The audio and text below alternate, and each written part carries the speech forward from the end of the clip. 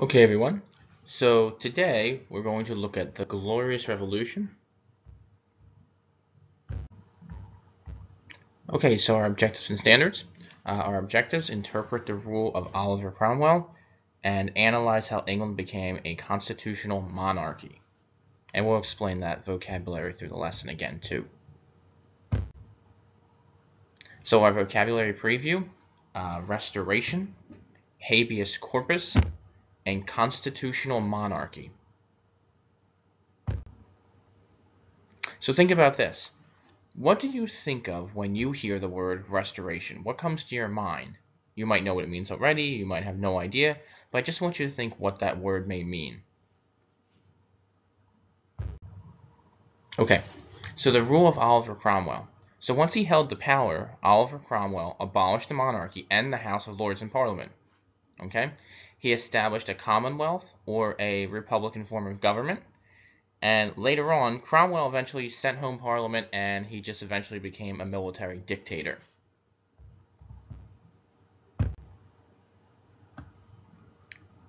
So Oliver Cromwell had to immediately crush a rebellion in Ireland. Um, and once he did this, he seized Irish lands and gave them to English soldiers. And fighting and famine and disease killed thousands in Ireland. Okay. Um, he also wanted to reform society and religion um, with the Puritans. So what Cromwell and the Puritans are going to do is they're going to promote this idea of Puritan morality. They abolished activities such as the theater, sporting events, and even dancing. And one thing that they did do was he supported religious toleration, except for Catholics, but he supported allowing other religions in England. So restoration. So when Cromwell died in 1658, the English people were kind of tired of the whole military rule that Cromwell had had when he was in power. So a new parliament was selected, and they decided to ask the oldest son of Charles I. Remember, Charles was executed. They asked the son of Charles I to rule. So when Charles II came to power, he decides to restore the monarchy, and this becomes known as the Restoration. So we talked about this a little bit in the opening, but restoration means to restore or bring back. So that's where this phrase comes from. Under Charles II, Parliament is going to pass the Habeas Corpus Act. So what the Habeas Corpus Act says is that this stopped people from being thrown in jail without any reason, and they had to have a trial. And this is still true today in America. This is one idea that our founding fathers had taken from the Restoration period, that you can't just be thrown in jail without any reason, and you have to have a trial. So this comes from this time period as well. So the reign of James II. So when Charles II died with no legitimate child, his brother James was heir to the throne. So many English are nervous because James II was Catholic, and they're afraid that he's going to make the English government Catholic instead of Protestant. Uh, and James II is going to start to do this. He appointed many Catholics to government positions, and Parliament begins to protest. So what does James do? He dissolves Parliament, and we saw this before, right, with other monarchs who had done this. Um, but when James II and his wife were expecting a child, Parliament and the English people really decided to get nervous. They're afraid that uh, this will establish a Catholic heir to the throne for the monarchy, so they get very nervous about this. So the Glorious Revolution.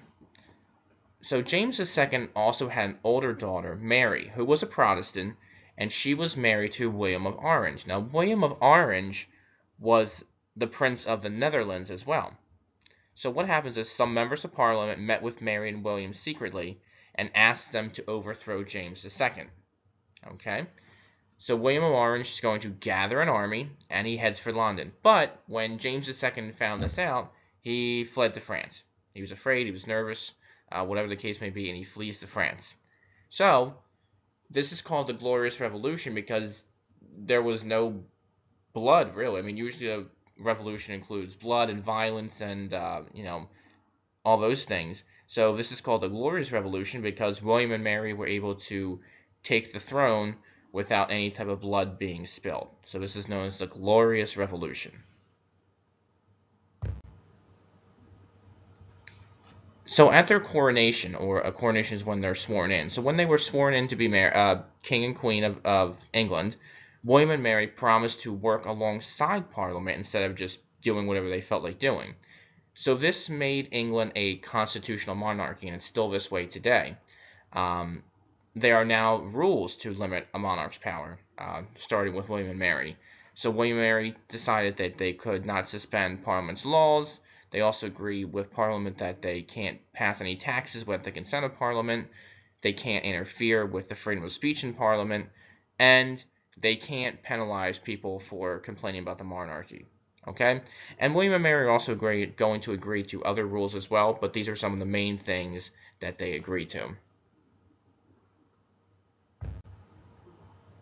Okay, so once again, just to wrap it up, so Oliver Cromwell ruled with military and religious strength.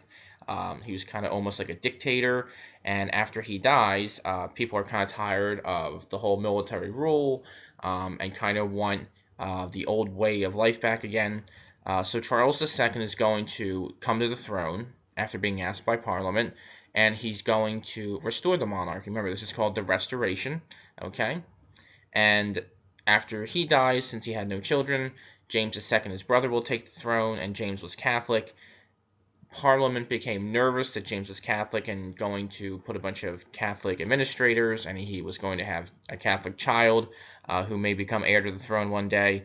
So secretly, some members of Parliament met with William and Mary was James II's daughter. I know it's a lot of names to remember, but either way, William and Mary decide that they're going to overthrow James II, and James finds this out and he flees to France, and William and Mary come to the throne in England. It's known as the Glorious Revolution, and they are going to limit the power of the monarchy. Okay? Guys, make sure to do the questions, and next time we will start to begin the Enlightenment. And I think I have a fun activity for you to do that, so enjoy the rest of your day or evening.